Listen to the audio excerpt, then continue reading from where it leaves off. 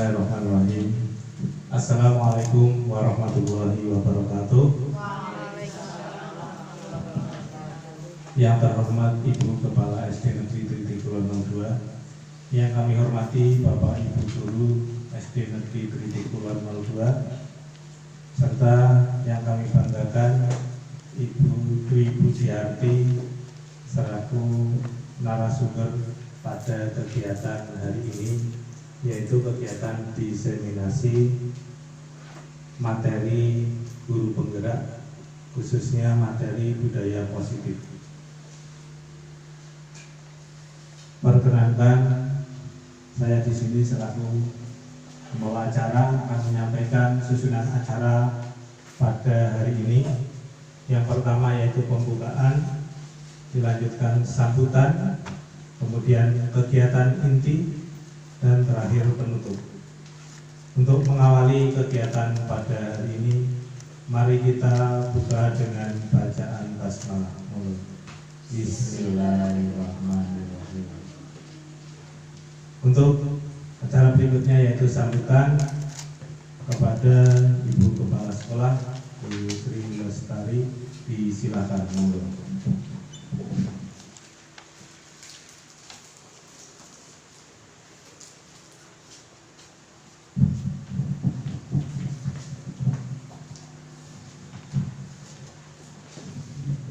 Bismillahirrahmanirrahim. Assalamualaikum warahmatullahi wabarakatuh.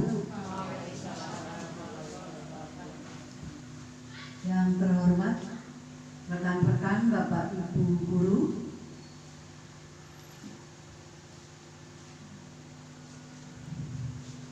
pertama saya ucapkan puji syukur kepada Allah Subhanahu wa Ta'ala yang telah melimpahkan rahmat, hidayah, dan inayahnya kepada kita semua, sehingga pada siang hari ini kita semua masih diberi kesehatan, kekuatan, kesempatan untuk melaksanakan tugas, khususnya acara diseminasi calon guru penggerak dengan tema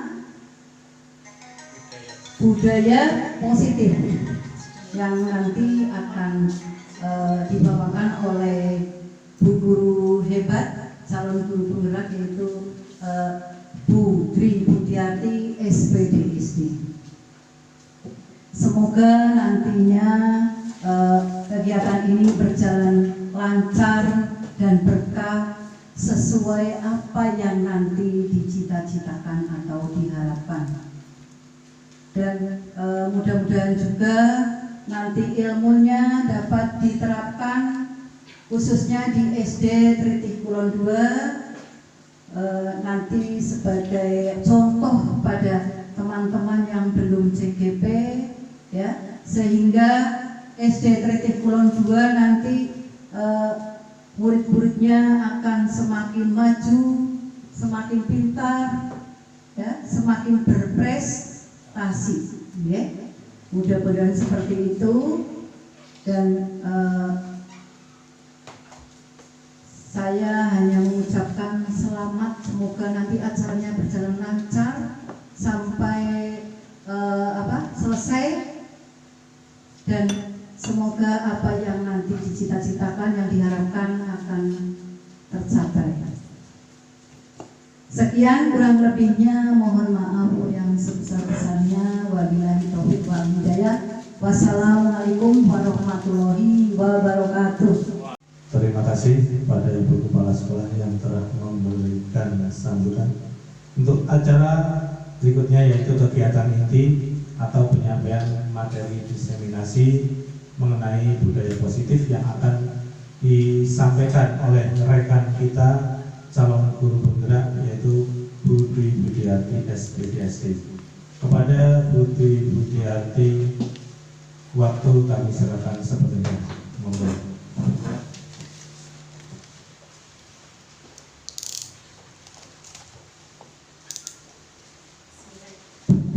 Bismillahirrahmanirrahim. Assalamualaikum warahmatullahi wabarakatuh. Sebelumnya terima kasih kepada pembawa acara yaitu Bapak Perdio Mianto di sini sebagai guru kelas 6. Yang terhormat Ibu Kepala Sekolah SD Negeri Tritikolongan 2, yang saya hormati Bapak dan Ibu Guru SD Negeri Tritikolongan 2, puji syukur kita selalu panjatkan kepada Tuhan Yang Maha Esa sehingga pada hari ini, siang ini kita bisa berkumpul kembali dalam acara yang spesial, yaitu kegiatan atau rangkaian kegiatan guru penggerak angkatan 8 dari Kabupaten Cilacap. Bapak dan Ibu yang kami hormati, izinkan saya siang hari ini untuk sedikit memberikan informasi tentang diseminasi khususnya modul budaya positif. Sebelumnya saya haturkan beribu banyak terima kasih atas dukungan Ibu Kepala Sekolah dan juga rekan-rekan sudah kiranya bersedia memenuhi undangan saya untuk mengikuti acara pada siang hari ini. Mudah-mudahan saya bisa melaksanakan tugas guru penggerak ini dengan semaksimal mungkin. Bapak dan Ibu guru SD yang sangat signifikan tadi, kita perlu mengetahui juga di sini ada yang namanya miskonsepsi kontrol atau di sini ada ilusi kontrol. Beberapa guru atau tenaga pendidik pasti memiliki ilusi-ilusi yang atau gambaran-gambaran tentang dirinya atau sesuai dengan peran-peran yang disesuaikan dengan permasalahan yang ada. Ilusi yang pertama yang akan muncul pada diri kita pasti yang pertama, ilusi guru dapat mengontrol murid. Yang kedua, ilusi bahwa kritik dan membuat orang merasa bersalah itu dapat menguatkan karakter tiap-tiap individu. Yang ketiga, kita pasti akan munculkan ilusi yang selanjutnya, itu adalah semua penguatan positif efektif dan pasti akan bermanfaat. Ilusi yang berikutnya yang akan muncul pada diri kita bahwa orang dewasa pasti memiliki hak untuk dapat memaksa. Pada ilusi guru mengontrol pada murid, di situ diterangkan bahwa pada dasarnya kita tidak dapat memaksa murid untuk berbuat sesuatu, karena kita ketahui bahwa murid itu memiliki potensi, memiliki karakter yang cukup berbeda-beda. Maka kita sebagai pendidik tidak boleh memaksakan kehendak apa yang kita inginkan. Jikalau murid tersebut memilih untuk tidak melakukannya, walaupun tampaknya kita sedang mengontrol perilaku murid tersebut.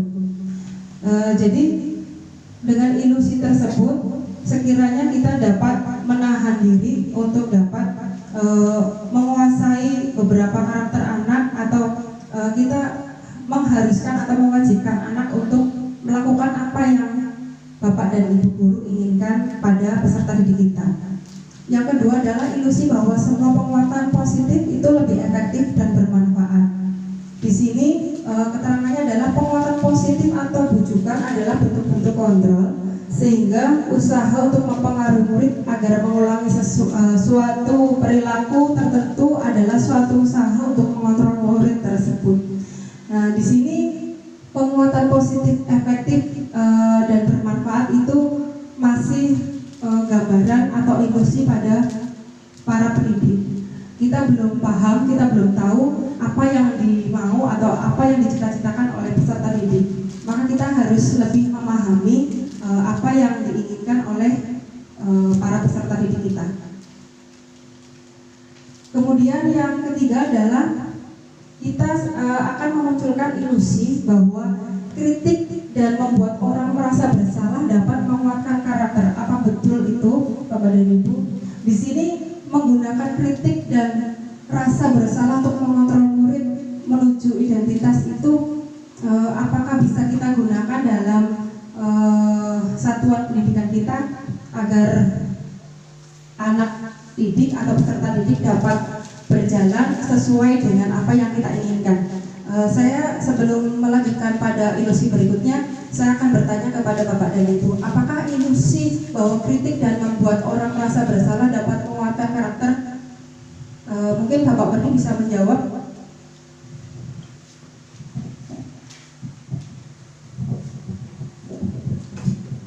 Baik, terima kasih. Tadi disampaikan bahwa ilusi kritik itu membuat orang merasa bersalah. Itu hanya ilusi. Jadi menurut kita dengan kritik murid kita akan menjadi baik ke depannya. Ternyata dari pengetahuan ini bahwa itu hanya ilusi, ternyata tidak. Di situ disebutkan mereka itu akan mengembangkan diri yang negatif. Kadang-kala sulit bagi guru untuk mengidentifikasi bahwa mereka melakukan perilaku itu, karena seringkali guru cukup menggunakan suara halus untuk menyampaikan pesan negatifnya itu. Jadi kadang kita tidak harus mengkritik, tapi menyampaikan pesan dengan cara yang halus seperti itu. Karena dengan kritik negatif itu justru akan membuat anak bisa semakin minder. Gitu. Jadi bagaimana cara kita membuat pesan-pesan tapi dengan cara yang halus. Begitu Bu Atik. Terima kasih. Terima kasih kepada Bapak Berdi atas penyampaian dari atau pemikiran setelah membaca ilusi bahwa kritik dan membuat orang merasa bersalah itu kurang tepat. Kita bisa melakukan jawab untuk membuat murid-murid berbuat hal-hal tertentu. Di sini kita sebagai pendidik tidak hanya menjadi guru, namun kita menjadi orang tua siswa di sekolah. Seperti saya sering menerapkan kepada anak, di sini ibu bukan hanya guru di sekolah, namun orang tua pendamping di waktu kalian belajar pada sekolah, pada saat-saat sekolah. Kalau di rumah orang tua kandung kalian, kalau di sekolah adalah bapak dan ibu guru yang tentunya beberapa jam dari pagi sampai siang bisa memberikan ilmu-ilmu yang bermanfaat dan bisa berkolaborasi dengan siswa agar pendidikan yang akan mereka capai atau apa yang mereka inginkan bisa dicapai dengan maksimal. Next. Maka dengan ilusi-ilusi yang kita dapatkan tadi, belum tentu ilusi itu betul Bapak dan Ibu. Ilusi itu hanya sekiranya pandangan kita atau pola pikir kita apakah bisa dilaksanakan atau tidak. Kita lihat di sini ada mengubah paradigma stimulus kepada respon ke pendekatan teori kontrol. Di sini kita coba mengubah stimulus respon kita tadi dengan adanya beberapa ilusi yang kita dapatkan menjadi teori kontrol. Yang pertama adalah realitas, kebutuhan apa yang mereka inginkan atau kebutuhan apa yang kita inginkan. Di sini stimulus respon kita adalah realitanya adalah kita sama. Kira-kira betul atau tidak Bapak dan Ibu? Tidak. Nah, maka kita harus bisa mengubah stimulus itu menjadi teori kontrol. Yang pertama adalah realita atau kebutuhan kita pastilah berbeda-beda. Setiap orang diberi tentunya akan berbeda-beda. Kemudian stimulus respon yang kedua, yaitu semua orang melihat hal itu sama. Untuk stimulus yang kedua ini bagaimana? Apakah kita setujui dengan stimulus respon tersebut atau kita harus mengubahnya ke dalam bentuk teori kontrol yang lebih baik atau kalimat yang lebih tepat? Tidak ya. Mungkin dari beberapa orang memiliki ide atau pola pikir bahwa orang melihat hal itu harusnya sama, padahal kita harus mengubah stimulus respon tersebut menjadi teori kontrol yang lebih baik, bahwa setiap orang itu memiliki gambaran yang berbeda-beda. Maka di awal kita dengan memiliki kebutuhan yang berbeda, maka setiap orang juga pasti akan memiliki gambaran, ide, prakarsa atau paradigma yang berbeda-beda. Kemudian stimulus yang berikutnya adalah kita mencoba mengubah orang agar berpandangan yang sama dengan kita. Dengan adanya stimulus yang pertama dan kedua, kita sudah tahu bahwa stimulus respon yang ketiga ini harus kita ubah juga menjadi teori kontrol, yaitu kita harus berusaha memahami pandangan orang lain tentang dunia. Berarti kita harus menghormati prakara kontrol saya, sesuatu atau segala sesuatu yang kita cita-citakan hanya kita yang bisa mengontrol. Maka di sini stimulus tersebut kita harus bisa mengubahnya menjadi teori kontrol berupa hanya Anda atau hanya kita saja yang bisa mengontrol diri kita sendiri. Contoh, kita mendapatkan permasalahan yang luar biasa, bisa mempengaruhi feeling kita atau mempengaruhi rasa kita. Yang bisa mengontrol adalah siapa? Diri kita sendiri, jadi bukan orang lain. Kita mau berhenti, mau meneruskan, melanjutkan, atau hanya separuh saja kita melaksanakan apa yang sudah kita rencanakan, yang bisa mengontrol sama diri kita sendiri. Baik Bapak Ibu, yang selanjutnya adalah saya bisa mengontrol orang lain. Tadi kalau kita tidak mau dikontrol oleh orang lain, kita juga tidak boleh mengontrol orang lain, karena kita sesama manusia itu harus saling menghormati. Jadi untuk stimulus respon tersebut kita harus bisa mengubah menjadi teori kontrol berupa Anda tidak bisa mengontrol orang lain jikalau kita tidak mau dikontrol orang lain. Kita hanya bisa menghormati apa yang sudah menjadi keputusan, dan kita tiru mana yang baik dan mana yang tidak baik kita hindari. Kemudian pemaksaan ada pada saat bujukan. Pada saat kita mungkin memberi arahan kepada siswa didik kita, pastilah suatu saat kita akan ditolak oleh siswa didik kita. Contoh, tolong kerjakan matematika halaman, pasti suatu saat anak-anak akan menolak karena arep menang, arep kalah, ya sudahlah. Nah, kita harus bisa mengubah respon tersebut terhadap teori kontrol, bahwa anak-anak kita bergambaran bahwa kalian belajar untuk bisa, maka kita beri motivasi saja ke anak didik kita bahwa kita harus bisa, kita harus menang. Maka di sini dengan stimulus-stimulus yang sudah kita ubah menjadi lebih baik lagi, pola pikir yang lebih baik lagi atau paradigma yang lebih baik lagi, maka di sini kita perlu mengadakan adanya disiplin positif. Bapak dan Ibu guru yang saya hormati, di sini disiplin positif itu berasal dari kata disiplina yang artinya belajar. Disiplin mengacu pada disiplin diri yang memiliki tanggung jawab terhadap apa yang dilakukannya berdasarkan nilai-nilai kebajikan universal. Kebajikan universal itu artinya kebaikan untuk bersama, atau untuk semua. Disiplin positif merupakan salah satu cara penerapan disiplin yang bertujuan untuk menumbuhkan kesadaran serta memberdayakan peserta didik tanpa imbalan, penghargaan, atau berupa ancaman, karena ini akan menjadi sebuah kebiasaan yang akhirnya membebani peserta didik, apalagi sebagai guru. Next, contohkan kepada peserta didik kita juga harus memiliki teori motivasi, atau kita memberikan gambaran perilaku manusia yang dapat mereka terapkan pada lingkungan sekolah mereka ataupun pada lingkungan masyarakat. Yang pertama, bagaimana untuk menghindari ketidaknyamanan atau hukuman.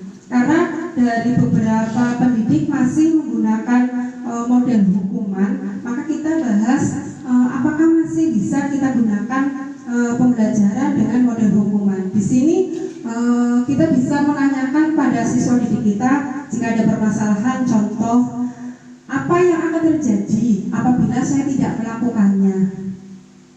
Itu yang bisa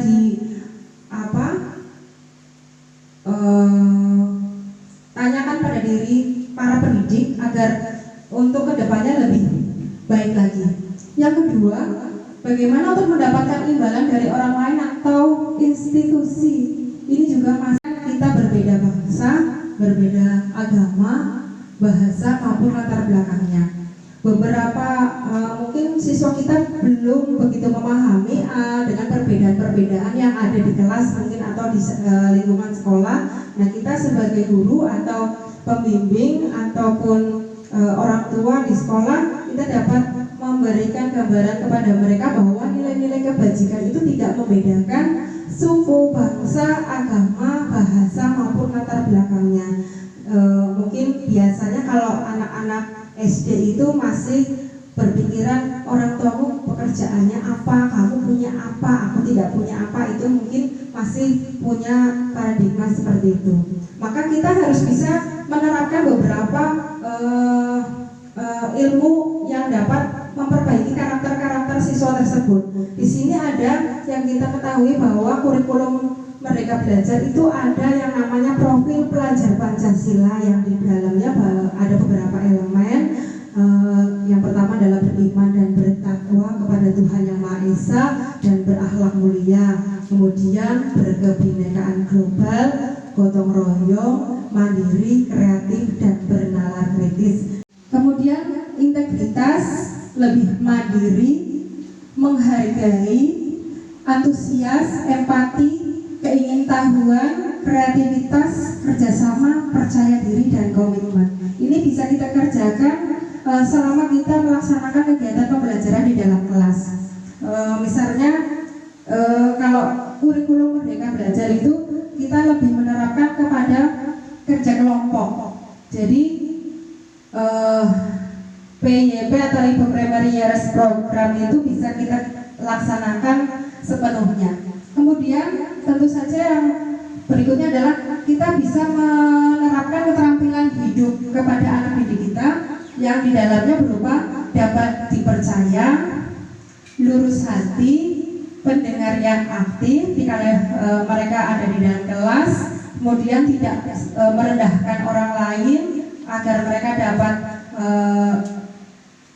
hidup di dalam lingkungan, tidak hanya di lingkungan satuan pendidikan atau sekolah, namun mereka juga harus bisa hidup normal di lingkungan masyarakat, kemudian memberikan yang terbaik dari diri. Next, menjadi manusia yang lebih baik lagi. Di sini kebutuhan dasar manusia adalah segala sesuatu yang kita lakukan untuk mendapatkan apa yang kita inginkan. Maka seluruh tindakan yang kita lakukan memiliki tujuan tertentu, dan semua usaha terbaik yang kita lakukan adalah dalam rangka agar kebutuhan dasar kita terpenuhi dengan baik. Itu adalah kebutuhan dasar yang itu sendiri. Dari pengertian kebutuhan dasar tersebut dan manfaatnya, di sini ada kriteria atau 5 kebutuhan dasar manusia yang wajib kita ketahui. Ini juga ternyata ilmu ini sudah dibangun oleh Ki Hajar Dewantoro mungkin berabad-abad yang lalu, tapi masih dipakai oleh kita, dan saya pun mungkin saya pribadi masih banyak harus memperbaiki. Di sini yang 5 kebutuhan dasar yang pertama adalah bertahan hidup. Bertahan hidup hubungannya dengan tentu saja kita harus mendapatkan makanan. Kalau kita tidak makan, bagaimana anak-anak biasanya di kelas seperti itu ya. Terus kemudian kita bisa mendapatkan pakaian, terus tempat tinggal yang layak, keamanan dari lingkungan sekitar mereka, kemudian kesehatan tentunya itu yang utama. Terus yang kebutuhan dasar manusia yang kedua adalah kasih sayang dan rasa diterima. Setiap anak pasti menginginkan itu. Maka rasa diterima, rasa dilaksanakan anak-anak dengan senang hati dan ikhlas tentunya. Di sini yang pertama kita dapat menghindari ketidaknyamanan atau menghindari adanya hukuman, karena tadi sudah diterangkan oleh rekan kita bahwa hukuman itu tidak harus kita laksanakan, karena di situ kita harus mengidentifikasi mengidentifikasi dulu permasalahan yang muncul. Kemudian motivasi berikutnya adalah untuk bisa mendapatkan imbalan atau penghargaan dari orang lain. Ini tadi kita sudah mengidentifikasi juga bahwa motivasi perilaku manusia tersebut bisa kita hindari kalau kita memang sudah memiliki pemikiran atau paradigma yang cenderung lebih baik. Kemudian untuk menjadi orang yang mereka inginkan dan menghargai diri sendiri dengan nilai-nilai mereka, ini penting sekali Bapak dan Ibu, karena dengan menerapkan jiwa untuk menghargai diri sendiri, tentu saja mereka akan selalu bisa menghargai orang lain. Beda kalau anak-anak atau peserta didik yang sudah tidak bisa menghargai diri sendiri, pastilah tidak bisa menghargai orang lain juga.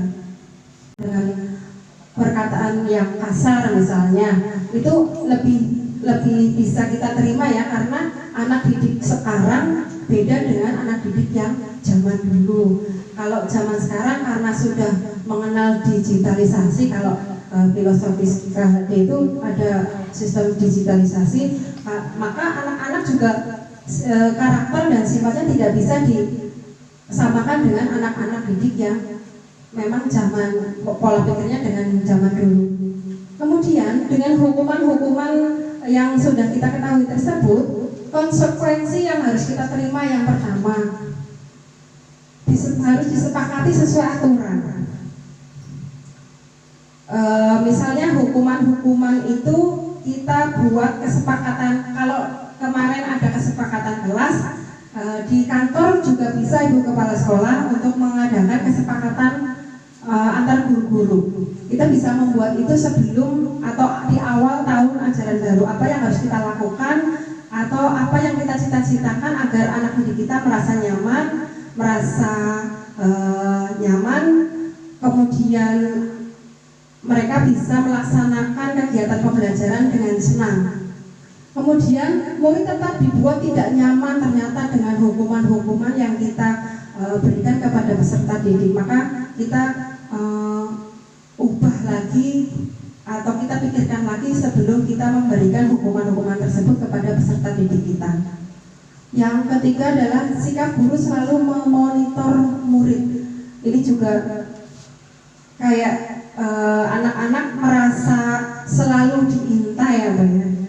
Jadi kurang bebasnya anak-anak nantinya akan menghambat pembelajaran yang mereka laksanakan pada kegiatan sehari-hari.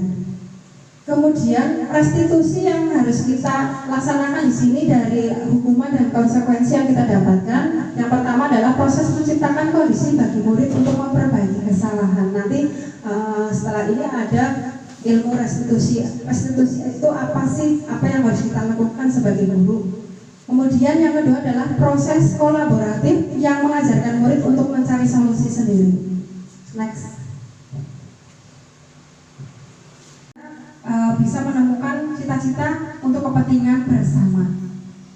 Yang keempat adalah restitusi menuntun untuk melihat ke dalam diri. Yang kelima, restitusi mencari kebutuhan dasar yang mendasari tindakan. Yang berikutnya adalah restitusi diri adalah cara yang paling baik untuk memperbaiki diri.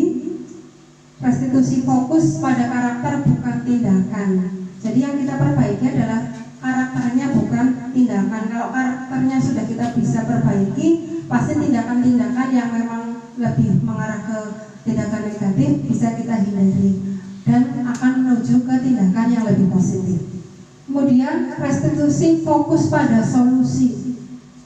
Jadi anak-anak diharapkan dapat menemukan solusi dari permasalahan-permasalahan yang dialami dengan cara tadi guru bisa memberikan pemahaman atau memberikan pertanyaan-pertanyaan pemantik agar mereka bisa menyelesaikan masalah sendiri sesuai dengan profil pelajar Pancasila tadi ya, bisa mandiri. Yang kesembilan adalah restitusi mengembalikan murid yang berbuat salah pada kelompoknya, yang tadinya tidak mau berkolaborasi, sudah tidak tidak mau bergabung, tidak mau berkomunikasi dengan adanya restitusi yang kita laksanakan di dalam kelas atau di satuan pendidikan kita, diharapkan siswa dapat kembali untuk ke kelompoknya dengan kegiatan-kegiatan yang lebih positif lagi. Next. Ini adalah contoh segitiga restitusi yang harus kita laksanakan pada satuan pendidikan kita atau di kelas kita. Segitiga restitusi itu ada menstabilkan identitas, validasi tindakan yang salah, kemudian yang terakhir jangan lupa menanyakan keyakinan yang sudah disepakati. Next. Ini masuk ke dalam restitusi menstabilkan identitas. Contohnya di sini guru berkata berbuat salah itu hal yang manusiawi nak, misalnya gitu. Tidak ada manusia yang sempurna, Bapak dan Ibu juga pernah berbuat salah. Nah ini berarti membesarkan hati anak didik kita ya, tanpa menyalahkan dia dengan adanya permasalahan yang muncul. Dengan demikian dia mungkin akan merasa bahwa dia lebih diperhatikan atau lebih disayangi, tidak terlalu disalahkan oleh semua pihak dan sebagainya. Ini akan lebih memotivasi mereka untuk belajar bahwa mereka harus bisa menghargai orang lain agar lebih baik lagi. Next. Kemudian restitusi yang berikutnya adalah validasi tindakan yang salah. Di sini kita bisa membantu siswa mengenali basic yang ingin dipenuhinya ketika melakukan kesalahan itu. Pada dasarnya setiap tindakan manusia kan tujuannya memenuhi apa yang mereka inginkan.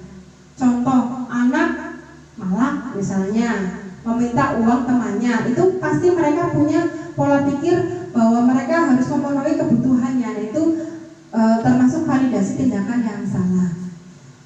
Di sini guru bisa memberikan beberapa kalimat yang bisa diberikan oleh beberapa peserta didik yang memang menuju ke permasalahan yang berhubungan dengan hal-hal yang negatif. Yang pertama, kamu bisa saja kan melakukan hal yang lebih buruk tapi kamu tidak melakukannya, gitu. Jadi tidak serta-merta kita menyalahkan siswa tersebut dengan kesalahan-kesalahan yang sudah dia lakukan. Kamu pasti punya alasan mengapa melakukannya. Ini juga termasuk memberikan pertanyaan pemantik yang membuat dia akan berbicara tanpa adanya paksaan apa yang sedang dialami atau dia rasakan. Terus ada beberapa kalimat atau pertanyaan pemantik yang sekiranya Bapak dan Ibu juga akan bisa menuangkan dalam beberapa permasalahan yang akan pasti muncul pada peserta didik kita pada kegiatan sehari-hari di sekolah. Next. Dan yang terakhir, jangan lupa Bapak dan Ibu, kita harus selalu menanyakan keyakinan yang sudah disepakati. Keyakinan yang sudah disepakati ini pastilah bukan didasari atas pemikiran dari guru-guru atau sekolah. Keyakinan sekolah biasanya, keyakinan ini biasanya sudah disepakati oleh siswa dan gurunya. Keyakinan kelas ini dibentuk untuk membentuk karakter yang lebih baik dan menciptakan suasana yang lebih menyenangkan dalam kegiatan pembelajaran sehari-hari. Next. Maka di sini saya menanyakan, mengapa ada keyakinan kelas? Kalau zaman dulu kan tidak ada keyakinan kelas. Kalau zaman dulu itu adanya peraturan kelas. Sekian dari pemaparan dari saya, mudah-mudahan bermanfaat. Sekali lagi mohon maaf atas segala kekurangan. Wassalamualaikum warahmatullahi wabarakatuh. Saya kembalikan lagi kepada pembawa acara. Terima kasih.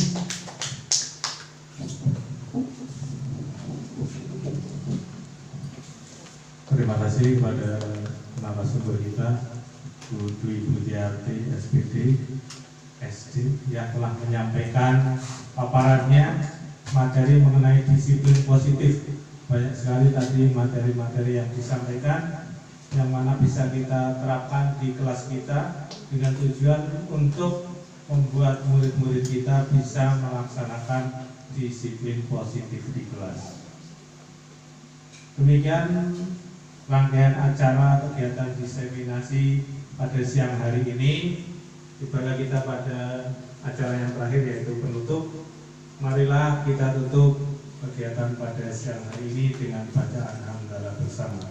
Alhamdulillahirrahmanirrahim. Saya selaku pembawa acara mungkin banyak tutur kata yang kurang berkenan, mohon maaf yang setulus-tulusnya. Akhirul wali, wassalamualaikum warahmatullahi wabarakatuh.